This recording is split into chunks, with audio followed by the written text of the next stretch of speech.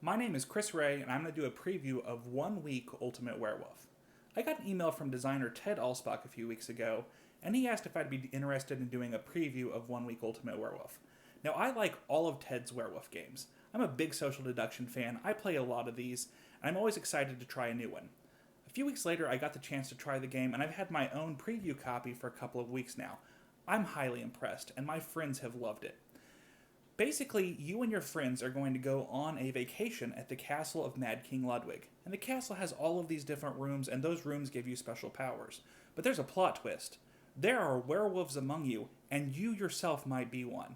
You have the course of the vacation, 1 week, to figure out who the werewolf is and make sure you're on the winning side. So I'm going to show you how to play the game, and then on the back side, I'm going to give you my thoughts. Let's walk through how to play the game. Please keep in mind I have a handmade preview copy of One Week Ultimate Werewolf, so the final version might look slightly different. Now, the game gets its name because you're going to start on Monday, play through Tuesday, Wednesday, Thursday, and Friday, and then have a vote. But in a 5 to 7 player game, you actually start on Tuesday. And what I have here is a setup for 5 players. If you look in the middle, you'll see a number of tokens. These tokens are going to begin the game face down in the player markers just like this. The tokens denote which side you're on, and they're going to be villagers equal to the number of players. The villagers will win if at the end of the voting, the player with the most votes is a werewolf. There are always 2 werewolves in the game, and they win after voting if the player with the most votes is a villager. Finally, there's a tanner. The tanner really does not like his life, and he wins if he is the one voted on. So these are going to be face down in these player markers, but 3 of the markers in the game actually are neutral players. They're not actually being played by humans, and they actually are the staff. So you've got Alice, Jeeves, and Alfred, and they're going to help mix gameplay up.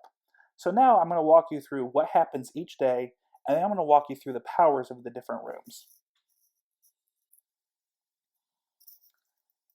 Every day has 4 phases. First, you move the day token. We're going to skip that because we're going to assume that we're playing the first day, but that's the first thing you would normally do. Then you move staff. I had previously introduced you to Alice, Jeeves, and Alfred, and they're going to rotate in the direction of the start player marker, which is this. This will sit in front of a player, and it will also show which direction the gameplay is happening in. So you move the staff, and then you can begin the next phase.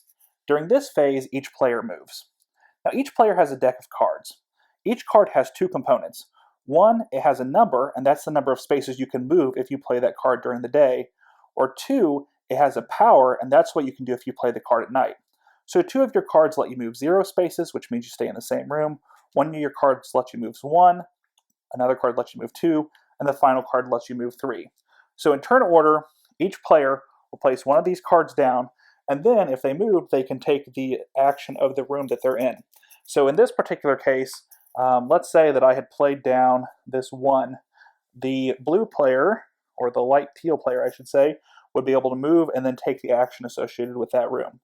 Finally, if somebody has moved into the foyer, which is itself a room, they get this marker, and then that lets them reset who the start player is and the direction of play. So let's talk about what happens during the night phase. At night, in turn order, you'll open your eyes and take your night action. Now, your cards during the day are played face up, but your cards played at night are actually going to be played face down. When you play a card, you announce what card you're playing, but you can actually lie about it. The catch is you do actually have to do the action of the card that you played. So if you play the Insomniac, you would play this face down, just like that, and then you would look at your own token. Yep, still a villager. If you play the Seer, you would play that face down, and then you could look at 2 tokens on other markers. Now, you can only interact with people in your room unless there's a special power associated with the room that lets you do something different. So in this case, I would look at Jeeves and see that he's the tanner. I'm probably going to let the group know that. And then I would look at the orange player and say, oh, he's a werewolf. Now, the troublemaker lets me switch tokens between any 2 markers. If I did that, I don't get to view them. So I could switch these 2 and then do something like that, or I could even switch my own. The last card you can play is the robber. The robber lets you switch your token with another marker's token, and you can view your new token. So let's say I did this. This is my new token. I am now a werewolf. The catch is, you actually might want to switch onto the werewolf team if we're getting late in the day and you think they might win. So unlike in other social deduction games, there's a little bit of an aspect of making sure you're on the side that you think is going to prevail. The rooms are one of the coolest parts of One Week Ultimate Werewolf. When you enter a room, you get to take its special ability, if it has one, and then that can help you make sure that you're on the winning side of the game. So I wanted to walk you through the rooms. Keep in mind that these were printed on a home printer and this is a handmade copy of the game, so the final ones might look different. The sitting room is actually the only room in the game that doesn't have a special power, but the other ones, when you enter it, you get to take that room's ability.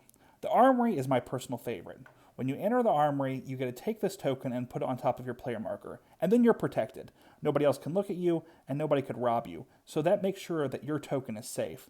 The catch with the armory is you can lose that token. If somebody enters the armory after you, they take it.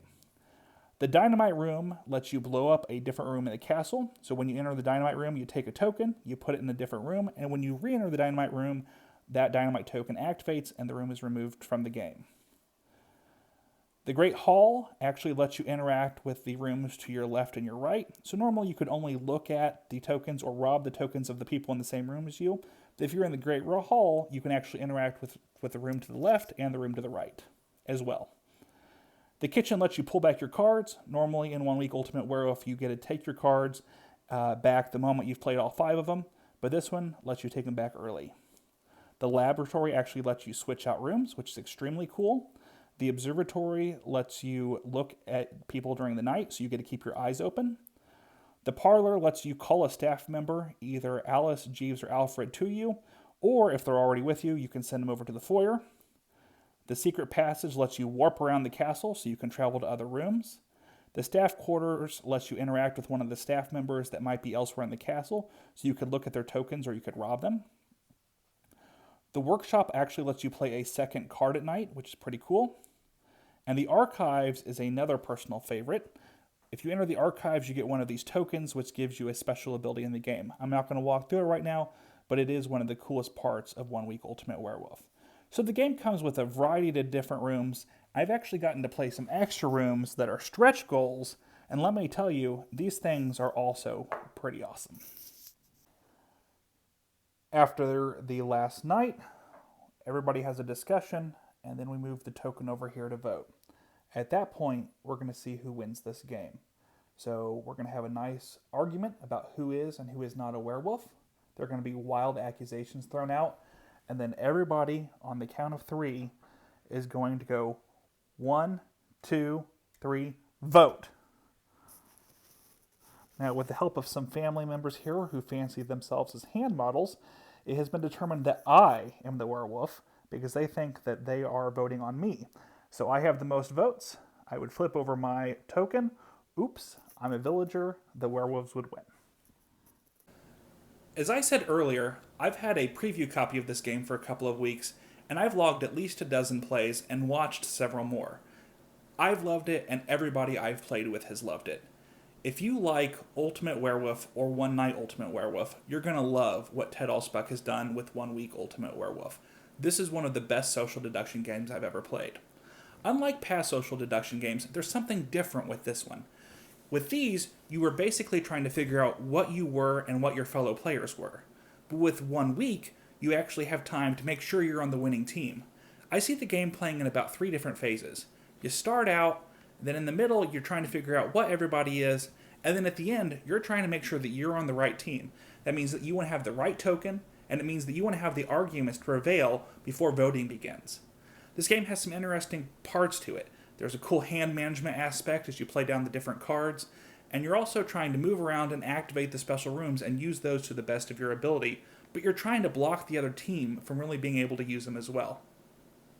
Now, gameplay here is a little bit more strategic, and that means it's a little bit longer. Whereas you could play One Night Ultimate Werewolf in about 10 minutes, 1 week takes at least 30 minutes to play, and that's how long our games have been going. But like I said, everybody's been enjoying it. I had a game day at Pawn and Pint up in Kansas City a couple weeks ago, and we sat down and played this game. I thought we'd just get a couple of plays, and then we would move on with the rest of the game day, but it was in near continuous play with various room setups and with various players and different player counts.